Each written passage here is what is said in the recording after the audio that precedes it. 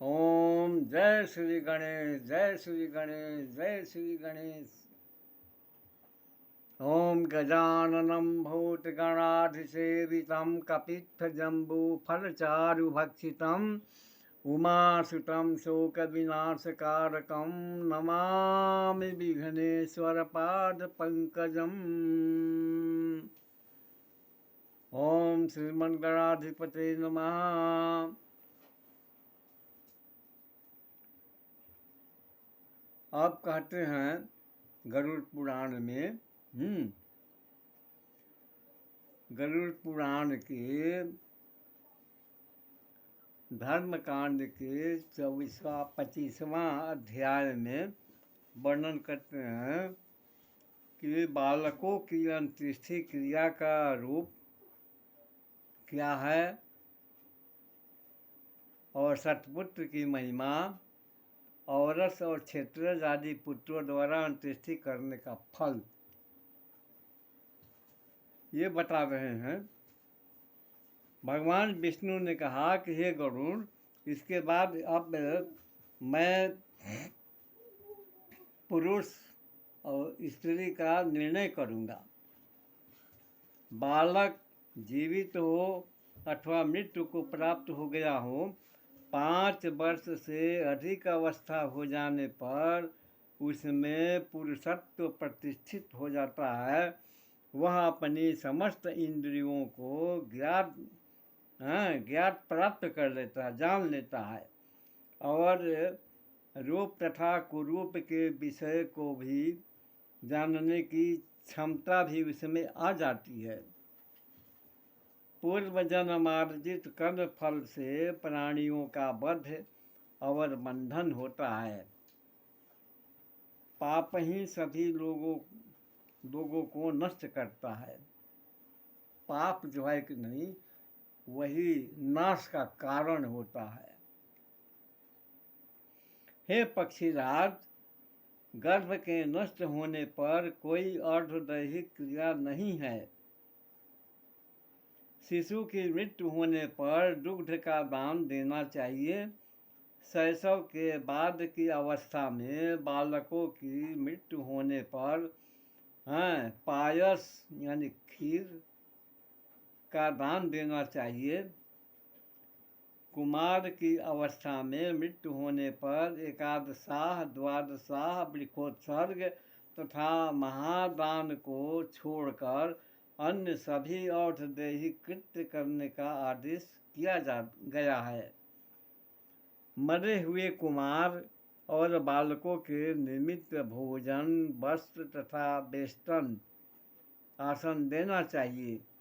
बाल, वृद्ध अथवा तरुण के मरने पर घट बंधन करना चाहिए। हे खगश्रेष्ठ, 2 माह कम 2 वर्ष के बालक की मृत्यु होने पर उसको पृथ्वी में गड्ढा खोदकर गाड़ देना चाहिए।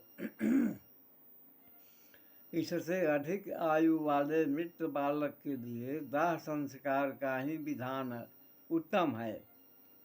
सभी शास्त्रों में जन्म से लेकर दांत निकलने तक की अवस्था वाले बच्चे को शिशु चूड़ाकरण संस्कार की अवस्था वाले को बालक और उसका उपनयन संस्कार तक की आयु वाले को कुमार कहा गया है। हे गरुड़, उपनयन संस्कार का विधान न होने के कारण शूद्र आदि का अंतिम संस्कार कैसे होना चाहिए, यह संशय है।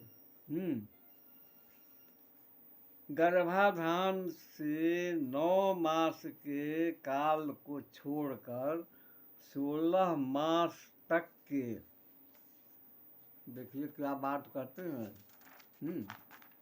16 मास तक के बच्चे को शिशु और 27 माह के अवस्था प्राप्त बच्चे को बालक, 5 वर्ष की आयु वाले को कुमार और 9 वर्ष वाले को पौगंड 16 वर्ष वाले को किशोर और उसके बाद का यौवन काल है।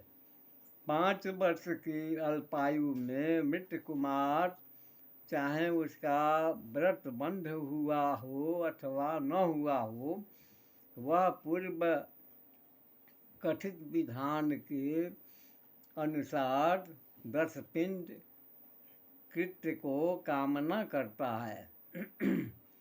अल्प कर्म,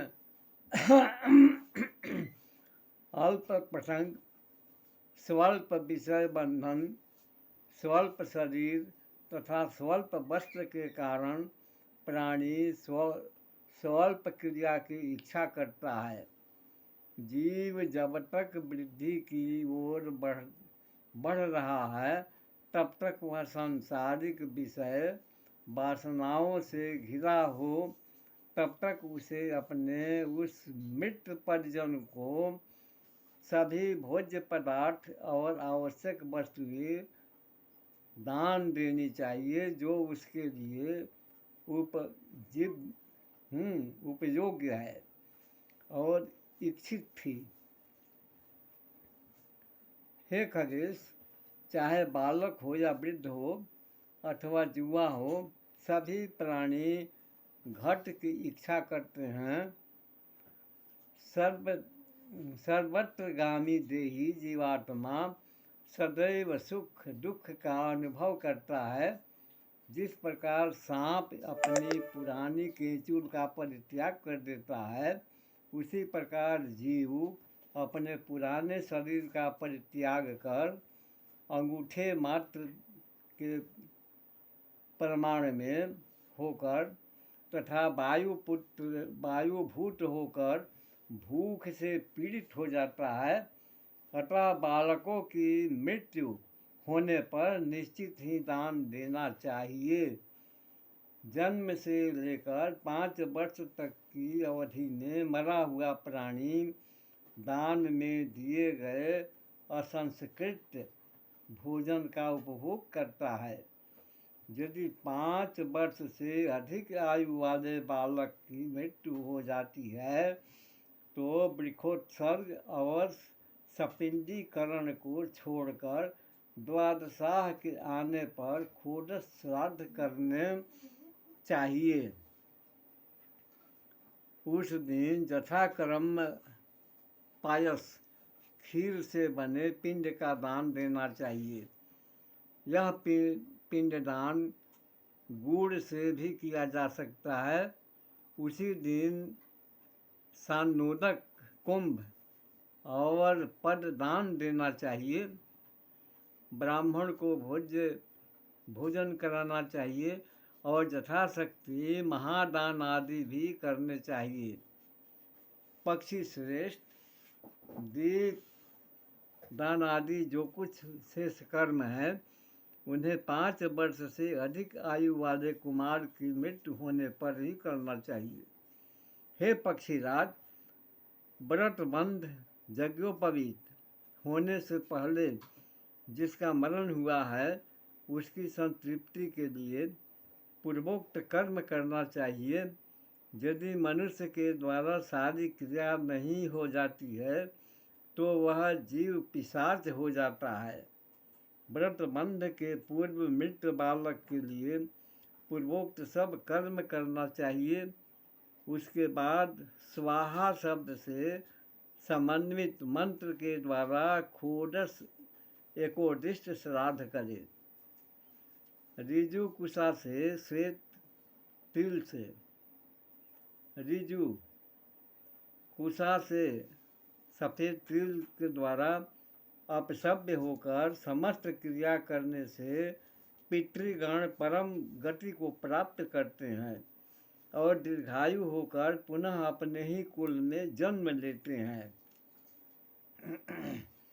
सभी प्रकार के सुखों को प्रदान करने वाला पुत्र माता पिता के प्रेम का अभिवर्धन होता है।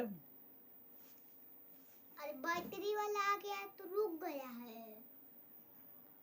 हाँ कर दीजिए। कुछ नहीं देखो हुआ। अभी प्रदान करने वाला पुत्र माता पिता के प्रेम का अभिवर्धक होता है। जैसे एक आकाश, एक चंद्र और एक आदित्य आश्रय भेद से पृथक पृथक घट आदि में दिखाई देते हैं, वैसे ही पिता का आत्मा सभी पुत्रों में सदैव विचरण करता रहता है। जिसकी जो प्रकृति शुक्र शोणित संगम के पूर्व होती है, वही पुत्रों में आकर सन्निहित हो जाती है। वैसे ही वे अपने जीवन में कर्म करते हैं। किसी का पुत्र पिता का रूप लेकर जो उत्पन्न होता है, पिता की अपेक्षा कोई अत्यधिक रूपवान, गुणवान तथा दान परायण होता है। इस संसार में कोई भी प्राणी एक समान न हुआ है और न होगा। अंधे से अंधा, गूंगे से गूंगा, बहिर से बहिरा तथा विद्वान से विद्वान जन्म नहीं लेता है। इस सृष्टि में कहीं भी अनुरूपता दिखाई नहीं देती है। गरुड़ ने कहा कि औरस और क्षेत्र आदि 10 प्रकार के पुत्र माने गए हैं, जो संगृहित कहीं से प्राप्त तथा दासी से उत्पन्न हुआ है, उससे मनुष्य को क्या लाभ प्राप्त हो सकता है। मृत्यु के वश में गए हुए प्राणी को उस पुत्र से कौन सी गति प्राप्त होती है। जिस व्यक्ति के न पुत्री है, न पुत्र है, न दौहित्र लड़के का पुत्र नाती पोता है, उसका श्राद्ध किसके द्वारा किया, किसके द्वारा किस विधि से होना चाहिए। भगवान ने कहा कि हे गरुड़, पुत्र के मुख को देख करके मनुष्य पितृ से मुक्त होता है, और पौत्र को देखने से मनुष्य को तीनों ऋणों से मुक्ति मिल जाती है। पुत्र, पौत्र तथा परपौत्रों के होने से व्यक्ति को अनंत लोक और स्वर्ग की प्राप्ति होती है। जो क्षेत्रज पुत्र हैं, वे पिता को मात्र लौकिक सुख प्रदान करने में समर्थ होते हैं। औरस पुत्र को विधिवत पार्वण श्राद्ध करना चाहिए। अन्य पुत्र एकोदिष्ट श्राद्ध करते हैं, पार्वण नहीं। ब्रह्मा विवाह के नियमों से विवाहिता स्त्री के गर्भ से उत्पन्न हुआ पुत्र पिता को स्वर्ग ले जाता है। संगृहित पुत्र प्राणी को अधोगति में ले जाता है। यदि वह सांवत्सरिक श्राद्ध करता है तो उससे पिता को नरक की प्राप्ति होती है। अतिरिक्त वह सब प्रकार का दान अपने पालक पिता के लिए कर सकता है। संगृहित पुत्र को एकोदिष्ट श्राद्ध ही करना चाहिए, पार्वण श्राद्ध नहीं किया जाता है। माता पिता के लिए वार्षिक श्राद्ध करके वह पाप से लिप्त नहीं होता। यदि वह एकोदिष्ट श्राद्ध का परित्याग करके पार्वण श्राद्ध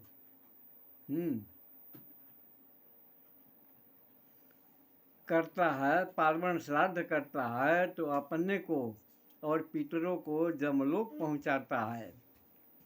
जो संगृहित पुत्र और दासी से उत्पन्न हुए पुत्र आदि हैं, उन्हें तीर्थ में जाकर पितृ श्राद्ध करना चाहिए तथा ब्राह्मणों को दान देना चाहिए। यदि संगृहित पुत्र पाक श्राद्ध करता है तो उसके श्राद्ध को वैसे ही बिठा समझना चाहिए जैसे शूद्र के अन्न से द्विजनत्व नष्ट हो जाता है। वह श्राद्ध परम लोक में गए हुए पिता महादि पितरों को प्रसन्न नहीं कर पाता है। हे पक्षी श्रेष्ठ, ऐसा जानकर व्यक्ति को हीन जाति में उत्पन्न हुए पुत्रों का परित्याग कर देना चाहिए। यदि अपरिणीता हैं ब्राह्मणी के गर्भ से ब्राह्मण के द्वारा पुत्र उत्पन्न किया जाता है तो वह चांडाल से भी नीच होता है। जो पुत्र सन्यासी से जन्म लेता है या शूद्र से ब्राह्मणी के गर्भ में उत्पन्न होता है तो वैसे पुत्रों को तुम चांडाल ही समझो। जो सगोत्रा कन्या से जन्म ग्रहण करता है वह भी चांडाल ही होता है। हे खगेश्वर, यथा विधान विवाहिता स्त्री से पुत्र पैदा करके व्यक्ति स्वर्ग जाता है, ऐसे सदाचारी पुत्रों के आचरण से मनुष्य को सुख की प्राप्ति निश्चित है। जो दुराचारी पुत्र हैं वह अपने कुत्सित आचरण से पिता को नरक में ले जाता है। हीन जाति से उत्पन्न हुआ सदाचारी पुत्र अपने माता पिता को सुख प्रदान करता है। जो मनुष्य कलिकाल के पाप से निर्मुक्त है, सिद्ध जनों से पूजित है, देवलोक की अप्सराओं के द्वारा सम्मान में